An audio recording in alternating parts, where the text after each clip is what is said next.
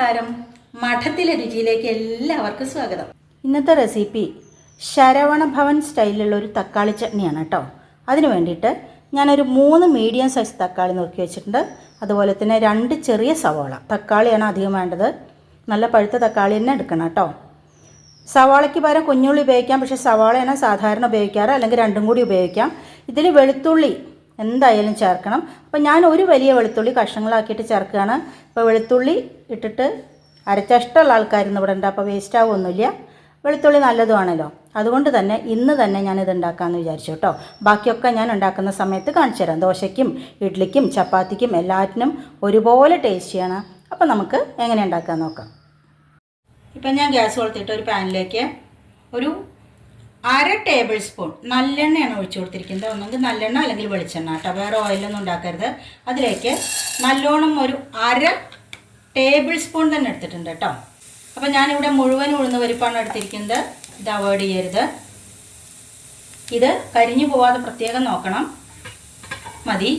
ഒന്ന് കളർ മാറി വലുതിറങ്ങി ആ സമയത്ത് ഒരു വലിയ വെളുത്തുള്ളി ഞാൻ കഷ്ണങ്ങളാക്കി ഇട്ട് കൊടുത്തതാണ്. ഗ്യാസ് നല്ലോണം സിമ്മിലേക്ക് വെക്കണം. എന്നിട്ട് ആവശ്യത്തിലുള്ള മുളക്, കാശ്മീരി ചില്ലി ഉണ്ടെങ്കിൽ അതെടുക്കാം. ഞാനിവിടെ എരിവുള്ള മുളക് തന്നെയാണ് എടുത്തിരിക്കുന്നത്. ഇനി നമുക്ക് സവോള അരിഞ്ഞു വെച്ചത്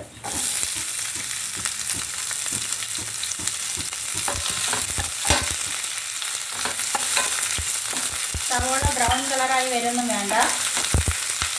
ഉപ്പിട്ട് കൊടുക്കാം, പെട്ടെന്ന് തന്നെ സവോള ആയിക്കോളും.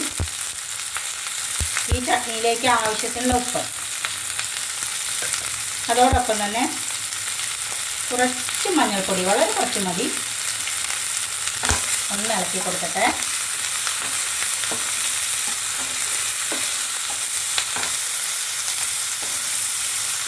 വളരെ എളുപ്പത്തിൽ ഉണ്ടാക്കാൻ പറ്റുന്നതാണ്. ഒരു പ്രത്യേക ടേസ്റ്റാണല്ലോ നമ്മൾ ശരവണ ഭവനിൽ നിന്ന് കഴിക്കുന്ന തക്കാളി ചട്നിക്ക്. അപ്പോൾ ഇതേപോലെ ഉണ്ടാക്കി നോക്കണം കേട്ടോ. അറിയാത്ത ആൾക്കാർ, കുറേ ആൾക്കാർക്കെങ്കിലും അറിയുണ്ടാവും. അപ്പോൾ 1-2 സ്പെഷ്യൽ ഇൻഗ്രീഡിയൻസ് ചേർക്കേണ്ടത്, അതുകൊണ്ടാണ് ഇങ്ങനൊരു നല്ലൊരു ടേസ്റ്റ് വരുന്നത് കേട്ടോ. അത് ഞാൻ പറഞ്ഞുതരാം എന്താണെന്നുള്ളത്. മതി, സവോള 3 ആയാൽ മതി. നമുക്ക് തക്കാളി ഇട്ട് കൊടുക്കാം. നല്ല പഴുത്ത തക്കാളിനെ ഉപയോഗിക്കണം കേട്ടോ. തക്കാളി ഒന്ന് നന്നായിട്ട് ഉടഞ്ഞു വരും. ഇതിൽ വെള്ളമൊന്നും ചേർക്കരുത്. അപ്പോൾ തക്കാളി ഒന്ന് നന്നായിട്ട് ഉടഞ്ഞു വെച്ച് നമുക്ക് വെയിറ്റ് ചെയ്യാം. തുറന്ന് നോക്കാം. ഞാനൊന്ന് അടച്ച് വെച്ച് കൊടുത്തിരുന്നു പെട്ടെന്നാവാൻ വേണ്ടിയിട്ട്. തക്കാളി ഇങ്ങനെ നമ്മൾ ഇളക്കാൻ ഉപയോഗിക്കുന്ന ചട്ടകം കൊണ്ട് ഒന്നിങ്ങനെ ഉടച്ച് കൊടുത്താൽ മതി കേട്ടോ.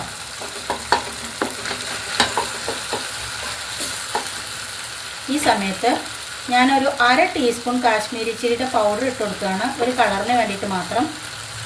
എരിക്ക് ഞാൻ എരിവുള്ള മുളക് തന്നെയാണ് എടുത്തിരിക്കുന്നത്.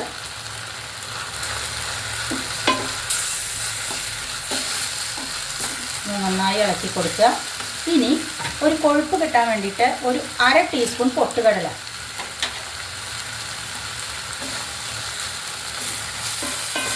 ഇതൊന്ന് ചൂടാവും. ഇത് തന്നെ കിടന്നിട്ട് നമുക്ക് ഗ്യാസ് ഓഫ് ചെയ്ത് കൊടുക്കാം. എന്നിട്ട് ഇത് അരയ്ക്കാൻ കാലത്ത് നമുക്ക് 1-2 ഇൻഗ്രീഡിയൻസ് ഇടണം കേട്ടോ. അതെന്താണെന്ന് ഞാൻ പറഞ്ഞുതരാം. ഗ്യാസ് ഓഫ് ചെയ്ത് കൊടുക്കുകയാണ്.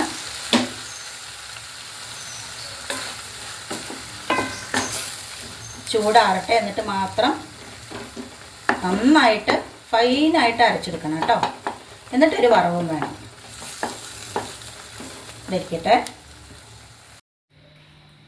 അപ്പം ഞാൻ മിക്സിയുടെ വലിയ ജാറാണ് എടുത്തിരിക്കുന്നത്. അതിലേക്ക് നമുക്ക് തക്കാളി ഉള്ളി ഇട്ട് കൊടുക്കാം. ഇനി നമ്മളിതിലേക്ക് ചേർക്കുന്ന സീക്രട്ട് ഇൻഗ്രീഡിയൻറ്റ്, ചെറിയൊരു മധുരം ഉണ്ടാവാറുണ്ടല്ലോ അവിടുത്തെ ചട്നി കഴിച്ച ആൾക്കാർക്ക് അറിയാം.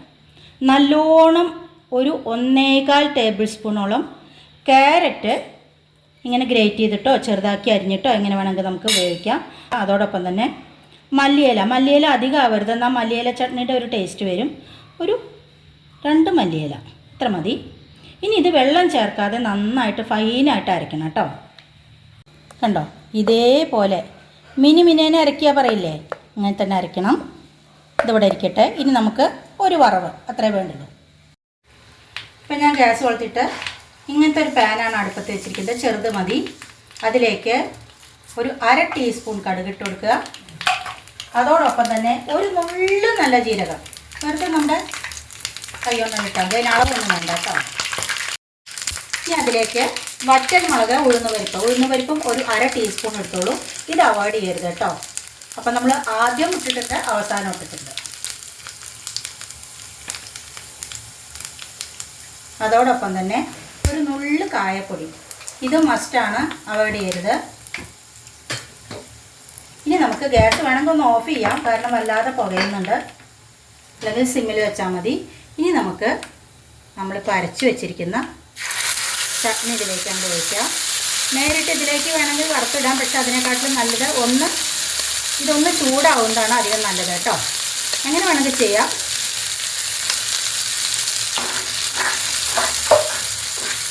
ഇനി ഇതൊന്നും അങ്ങോട്ട് നന്നായിട്ട് ഇളക്കി യോജിപ്പിക്കുക. വെള്ളം ഒട്ടും തന്നെ ഒഴിക്കാൻ പാടില്ല. നല്ലെണ്ണ എടുക്കാം, അത് ഇഷ്ടമില്ലാത്ത ആൾക്കാർക്ക് വെളിച്ചെണ്ണ ഉപയോഗിക്കാം കേട്ടോ. ഒന്ന് ചൂടായി വരട്ടെ കേട്ടോ. ഒരു 2 മല്ലിയില കണ്ടോ, നമുക്കിങ്ങനെ നോക്കിയാൽ തന്നെ അറിയാം, ഒട്ടും തന്നെ വെള്ളമില്ല കണ്ടോ, ഇതിൻ്റെ അടി കാണുന്നുണ്ടോ. മതി, ഗ്യാസ് ഓഫ് ചെയ്ത് കൊടുക്കാം കേട്ടോ. അപ്പോൾ എല്ലാവരും ഇതേപോലെ ട്രൈ ചെയ്യണം, അറിയാത്ത ആൾക്കാരെ. എന്നിട്ട് ദോശ, ഇഡ്ഡലി, ചപ്പാത്തി ഇതിൻ്റെ കൂടെയൊക്കെ കഴിച്ച് നോക്കൂ. വല്ലാത്തൊരു ടേസ്റ്റാണ് കേട്ടോ. അപ്പം ഞാൻ 2 കുഞ്ഞ് നെയ് റോസ്റ്റ് ഉണ്ടാക്കിയിട്ടുണ്ട്. നമ്മുടെ ശരവണ ഭവൻ സ്റ്റൈൽ തക്കാളി ചട്നി വിളമ്പി കൊടുക്കാം.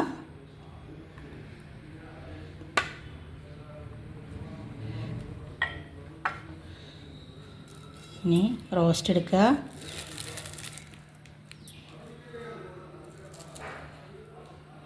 എല്ലാവരും കഴിച്ചോളൂ. അപ്പോൾ ഉണ്ടാക്കി നോക്കിയിട്ട് എന്തായാലും ഫീഡ്ബാക്ക്സ് അറിയിക്കണം. മറ്റൊരു പുതിയ വീഡിയോ ആയിട്ട് നാളെ കാണാം. അതുവരേക്ക് ബൈ.